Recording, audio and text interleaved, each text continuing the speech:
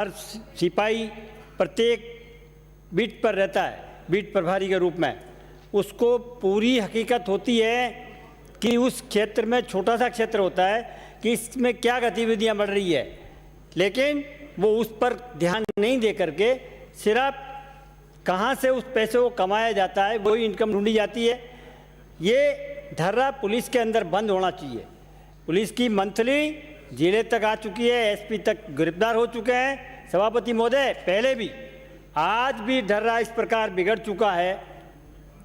एक व्यक्ति गांव का खरगोश लेकर के गांव में निकल गया, उससे 30,000 रुपये वसूल हुए और उस गांव से 3 लाख रुपये रोड़ा खेड़ा से एक थाने के अंदर वसूल हुए। सभापति महोदय, सरकार को ध्यान देना चाहिए कि बीट प्रभारी की ये ड्यूटी होती है, उसके अंदर क्या गतिविधियां बढ़ रही है। आज नौजवान जितना है, पूरा टाइम बोलते हो, नौजवान अपराध की ओर बढ़ रहे हैं और वहां गैंगे बन चुकी हैं। हमारे एरिया की बात करूं, आज अजमेर जिले की मैं बात कर रहा हूं, कोबरा गैंग, बिच्छू गैंग, क्वालिस गैंग जो मर्डर करवाती है। कई मर्डर हो चुके हैं। इसलिए माननीय सभापति महोदय, ये चीजें निश्चित तौर के ऊपर, ये हंसने की जरूरत नहीं है, हकीकत है, और निश्चित तौर के ऊपर इसमें सुधार होना चाहिए। ये कोई मजाक नहीं है।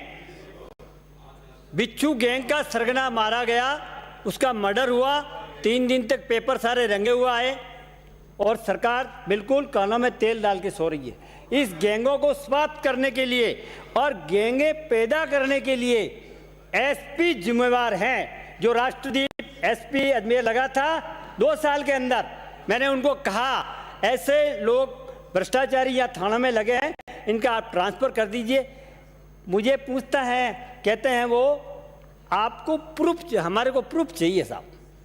तो प्रूफ तो उस चोर को मैं पकड़ के लाऊं आपके सामने कि ये पैसे ले रहे हैं? कमाल है। इस प्रकार ऐसे लोगों के खिलाफ कार्रवाई होनी चाहिए। सरकार उनको तुरंत, आप जैसे या मुख्यमंत्री जी बैठते हैं, प्रमोशन दे दीजिए, वो कर दीजिए। मैं कह रहा हूं, मेरे पूर्व वक्ताओं ने जो बात कही है, निश्चित तौर के ऊपर पुलिस के ऊपर तो आपको अंकुश लगा करके, जितने भी जो चाहे बजरी माफिया का गिरोह हो और भी कोई अपराध अगर पनपते हैं, बिना पुलिस की मिली भगती के वह पत्ता नहीं हिल सकता है। इसलिए सभापति महोदय, निश्चित तौर के ऊपर उस पर कार्रवाई होनी चाहिए। आज जिस प्रकार हमारे सत्ता पक्ष के भाई और काफ़ी लोग तारीफों के पुल बांध रहे थे सरकार के, मैं उनको कहना चाहता हूँ, गाँव की सड़कें सारी टूट चुकी है। पहले भी विधायक को, चाहे वो भाजपा का हो चाहे कांग्रेस का हो, 10-10 किलोमीटर, 15-15 किलोमीटर मिसिंग सड़कें मिली है। आज 2 साल हो गई है, एक भी कई किलोमीटर का कहीं शुरुआत और मुहूर्त भी नहीं है। इस ओर भी ध्यान देना चाहिए। ये बजट कहाँ जा रहा है? सरकार कर्ज पर कर्ज लिए जा रही है और केंद्र सरकार को कोसे जा रही है। हमारे आज कांग्रेस के राहुल गांधी जी पधार रहे हैं और डाले थे 2 साल पहले, तभी भी उन्होंने 1 से 10 तक गिनती बोली थी, किसान भाइयों 10 दिन में संपूर्ण कर्जा माफ। और कौन सा क्यों खुलेगा पता नहीं। अब वो 10 दिन में सारा कर्जा माफ हो जाता तो कम से कम ये किसान भाई भी सुख रहते। आज किसानों के नाम पर कांग्रेस का असली चेहरा सामने आ गया है। उन्होंने जिस प्रकार किसान रैली के रूप में जो आंदोलन चलाया, हमारा एक भाई यहाँ से बहुत बोल रहा था किसानों के ऊपर, वो हुआ असली चेहरा जो महिलाओं के हाथ में तलवारें लेकर के और वहाँ लाल किले के ऊपर नगी निकली गई, उससे असली चेहरा सामने आ गया है कि इसके किसान आंदोलन कौन है। आप केंद्र सरकार को कोसे जा रहे हो। भाइयों, जिन्हें लगता है कि हम मोदी जी को लहसुन, प्याज और पेट्रोल के लिए लाए हैं, वो दूर रहे। हम जिस काम के लिए लाए हैं वो काम पूरे हो रहे हैं। देशवासियों को 70 साल तक कांग्रेस ने डरा के रखा। धारा 370 मत छूना, 3 तलाक मत छूना, राम मंदिर को मत छूना। और एक दिन मोदी जी आ गए, अब नतीजा देख लो, सबके सामने है। आप तो शायर हो गए, बीजेपी इसलिए शायरी करने लग गए। बीजेपी के इसलिए आज आगे हैं क्योंकि देश के करोड़ों युवा बीजेपी का प्रचार एमएलए या एमपी बनाने के लिए नहीं करते हैं, वो राष्ट्र हित के लिए करते हैं।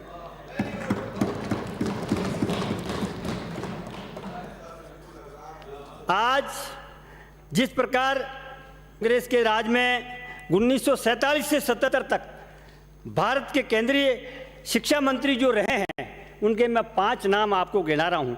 मौलाना आज़ाद, हुमायूं कबीर, मोहम्मद करीम चांगला, फ़खरुद्दीन अली अहमद, नरूल हसन। अब समझ में आ गया होगा कि अकबर और बाबर, औरंगजेब, खिलजी जैसे आक्रांता महान कैसे बनाए गए थे। आप मोदी जी के बारे में बोल रहे हो, इसलिए मैं आपको ये सुना रहा हूं। अपने बच्चों को किसी भी स्कूल में पढ़ाना, लेकिन ये बात जरूर बताना है, राम मंदिर के विरुद्ध 24 वकील खड़े किए थे। मात्र 2 सीटें जीतने के बावजूद जो पार्टी राम के नाम पर लड़ी, वो आज दुनिया की सबसे बड़ी पार्टी है। यकीन मानिए, उनको ऊपर इल्जाम लगाना इस सदन में कर्तव्य अपना नहीं है। ना हमने इल्जाम नहीं लगाया है साहब, हमने जिन्होंने 50 साल पहले डेथ हो गई और वो देश के स्वतंत्र सेनानी थे और देशभक्त थे, भारत की संविधान सभा के सदस्य थे, सभापति महोदय, मैंने हकीकत नाम गिनाए हैं, हमने सिर्फ नाम गिनाए हैं। आप अपनी बात रख लेना जब आपको बोल ले।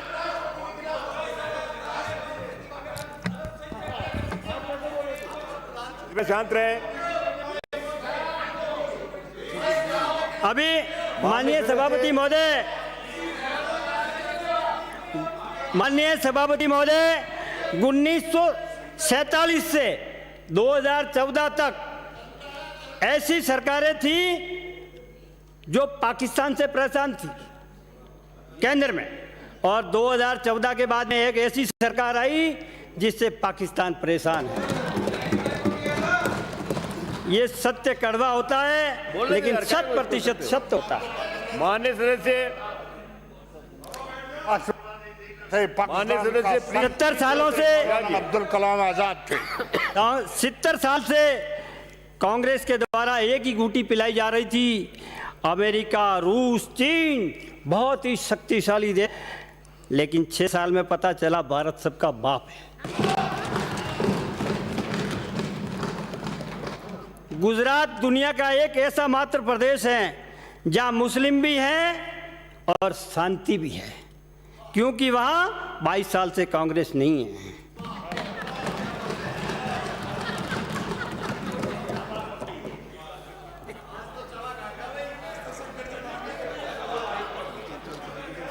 मोदी जी आने के बाद पता चला कि अजमेर सम्राट पृथ्वीराज चौहान की भी नगरी है। अब तक तो ये ख्वाजा की नगरी ही कहा जाता था।